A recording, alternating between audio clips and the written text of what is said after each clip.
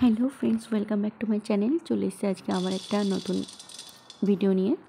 তো আজকে তোমাদের দেখাবো বাড়িতে একদম পারফেক্ট বাদামের চিট বা চিট বাদাম কী করে বানায়।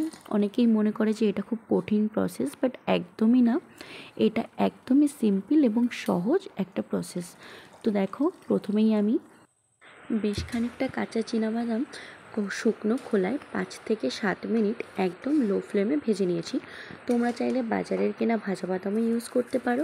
তারপরে কিছুটা পরিমাণে গুড় নিয়ে তার মধ্যে সামান্য পরিমাণে জল দিয়ে এর আঁচ লো টু মিডিয়াম ফ্লেমে দিয়ে গুড়টাকে নাড়তে থাকবো। এই যে গুড়ের কনসিস্টেন্সিটা এখানে যেরকম দেখিয়েছি, এরকম চলে আসলে তার মধ্যে ভেজে রাখা বাদামগুলো আমি দিয়ে দেবো, দিয়ে ভালো করে মিশিয়ে নেব।